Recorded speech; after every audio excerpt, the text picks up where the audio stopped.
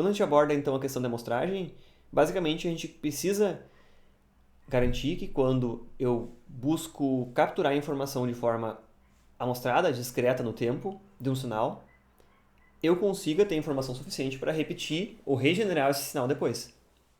E aí, existem alguns fenômenos aí que a gente já consegue comprovar e acontecem com bastante frequência em aplicações práticas também, que dizem respeito a esse fenômeno aqui que a gente observa nesses gráficos. Se eu capturar em alguns tempos essas três formas de onda, as amostras capturadas são exatamente as mesmas, só que elas originaram de sinais diferentes. Então, o que me explica isso? Que uma onda de 250 Hz eu capturar em alguns períodos aqui, eu capturar os mesmos instantes, uma de 750 ou de 1250, elas vão ter exatamente os mesmos valores capturados naqueles instantes. Se eu for capturar, claro, 1 kHz. O que determina isso é o nosso tal teorema de Nyquist, né? Que vai nos dizer que a frequência de amostragem mínima que eu preciso ter de um sinal é 2 vezes a largura de banda desse sinal. Ou eu preciso ter informação de qual a largura de banda que ele ocupa. Então, o que isso me diz? Se eu tivesse esse tempo de amostragem, que basicamente vai corresponder 1 sobre a frequência de amostragem, a duração, tempo de amostragem, for a duração de um pulso no sistema de comunicação, eu consigo regenerar ele. Se eu pegar essa relação aqui ó, de 2 vezes a largura de banda do sinal e voltar no espectro que a gente viu anteriormente, várias vezes já aqui, eu tenho aqui 2 vezes, já o tempo de amostragem é 1 Hz e a largura de banda é 0,5. Aqui, em azul ou vermelho, já respeita essa regra. Porque eu tenho 2 vezes a frequência da amostragem comparado com a largura de banda que ele ocupa no espectro. Mas aqui eu falei o contrário para vocês. Eu disse, ó, esse é o sinal, esse é o espectro resultante. Se eu disser para vocês, esse é o espectro resultante do sinal que eu preciso amostrar, eu posso ir para o sentido contrário e dizer, tá, então se eu tenho meio Hz ocupado, eu preciso no mínimo 1 Hz de frequência de aquisição para conseguir adquirir toda a informação dele, que é exatamente a réplica disso aqui.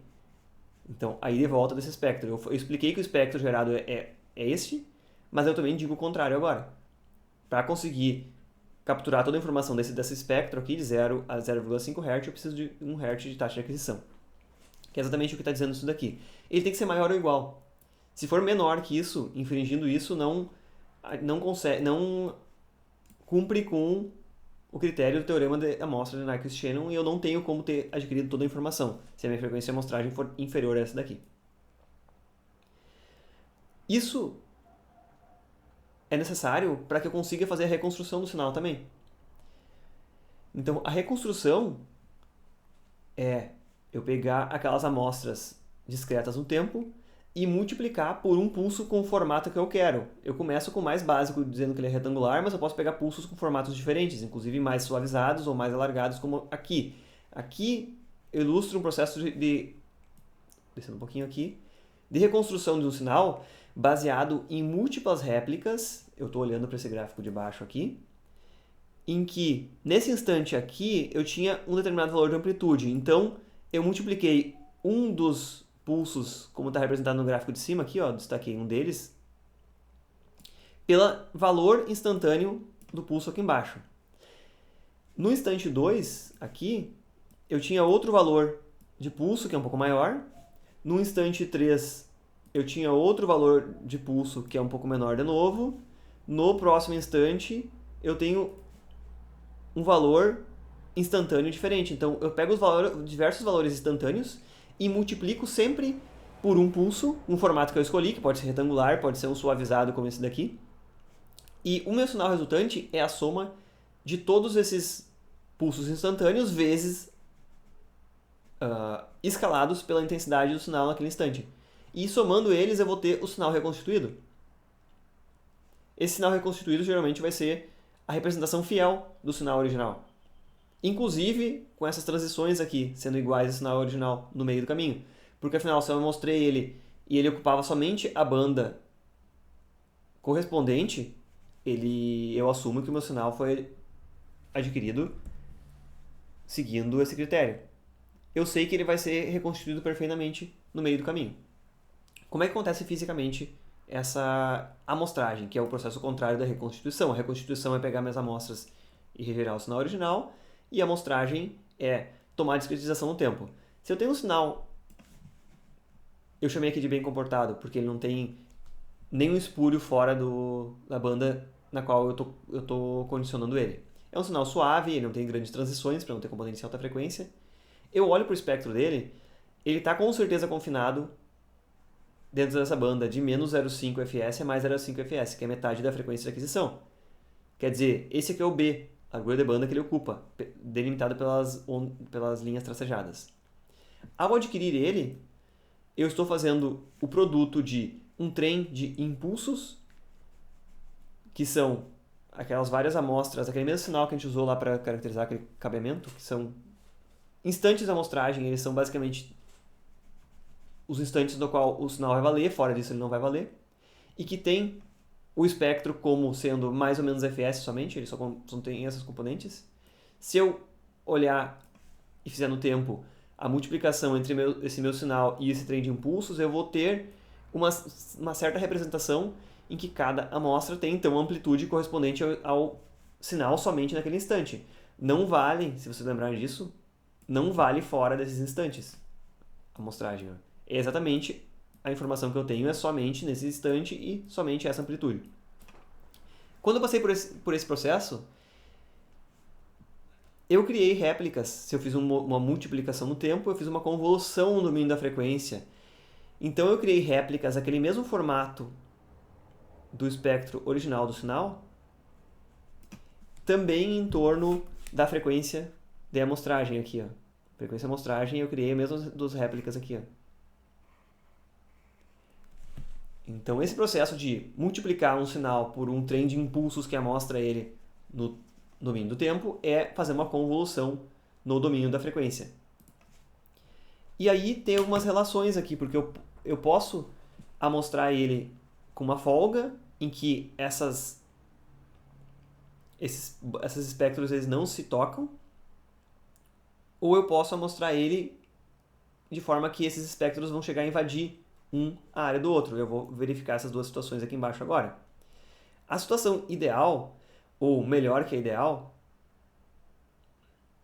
ela se chama sobreamostragem, em que, pelo aquele critério, eu tinha muito mais frequência de amostragem do que necessária mínima. Oversample. Isso aqui é a aplicação prática. Quase todas as aplicações práticas usam um fator de sobreamostragem razoavelmente grande.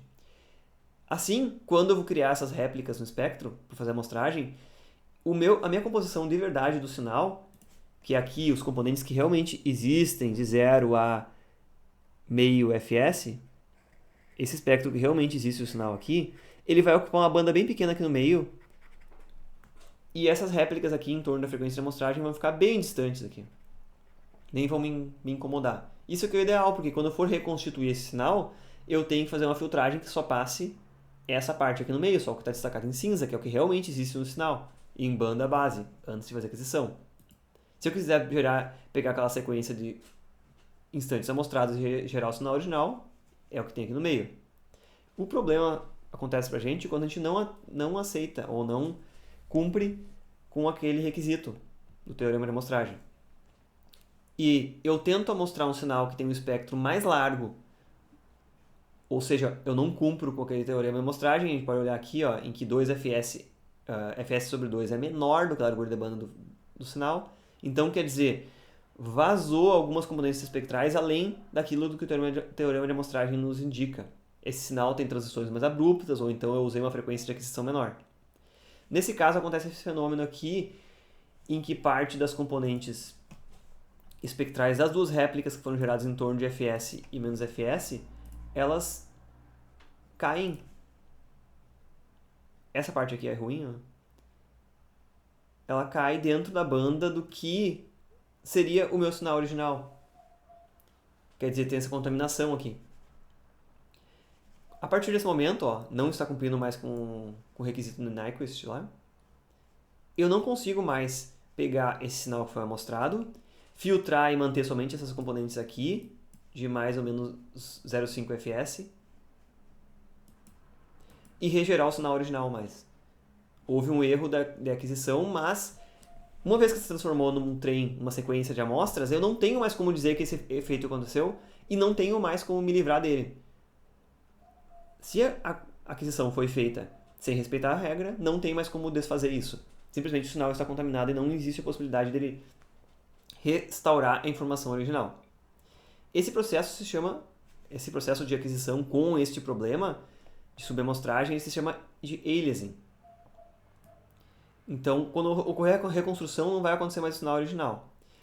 Eu vou pedir para vocês, se vocês não enxergarem com resolução suficiente na minha tela, para abrirem a tela diretamente lá no Moodle, que a gente consegue observar que essa imagem aqui, desses tijolos, ela tem uma foto com uma resolução bastante alta. E se eu simplesmente fizer uma escala sem cuidado com relação a aliasing, se eu não tiver nenhum cuidado em relação a isso, e eu diminuir o tamanho da foto, em alguns dos tijolos ele vai pegar ou não vai pegar a cor do rejunte aqui no meio, e aí vai acontecer esse tipo de efeito aqui, que a gente consegue observar umas ondas aqui embaixo. É exatamente pelo fato de que em alguns momentos, algumas das partes da transformação, ele pega ou não pega a imagem ou a cor do rejunte dos tijolos. E aí essa imagem aqui já não tem a mesma informação que essa imagem aqui tinha, a imagem grande, porque ao reduzir ela sofreu esse efeito de aliasing e agora inclusive surgiu aqui frequências baixas, como se a parede estivesse meio torta aqui. E eu não tenho mais como dizer, a partir dessa imagem, recompor a imagem grande, porque houve contaminação pelos componentes. Aqui a gente falou até agora sobre amostras no tempo, né? Elas estarem mais ou menos espaçadas, o teorema de amostragem. Mas também existe o problema da quantização, claro, que é o fato de que o sinal, depois de quantizado e passado para o domínio digital, ele estima o sinal original por meio dos diferentes níveis que ele conhece, ele consegue representar no domínio digital, e a quantização, então, ela implicitamente gera um erro de quantização que está representado no gráfico de baixo aqui, que é a diferença entre o que dentro do sistema digital existe de representação e o sinal original em verde. Esse erro de quantização ele deveria ficar contido entre mais ou menos um LSB, ou mais ou menos o erro correspondente a meio degrau desses aqui, que seria o ideal dele, se não houver nenhum outro tipo de distorção. Pode ser que em alguns tipos de conversores não seja perfeitamente linear e esses degraus não sejam perfeitamente iguais uns aos outros, mas o ideal, em geral, é essa quantização ser bastante linear. Existe também o problema do limite do máximo e do mínimo. Se o sinal original exceder o máximo que aquele meu quantizador consegue usar, ele também vai causar um erro muito maior em cima ou embaixo, mas isso é relacionado com a faixa dinâmica. E basicamente o que a gente precisa entender sobre a quantização é que ela vai inserir um errinho adicional, mas sempre que a gente tem uma resolução alta o suficiente, esse erro aqui ele é irrelevante ou é pequeno o suficiente que pode se lidar no sistema sem problema nenhum.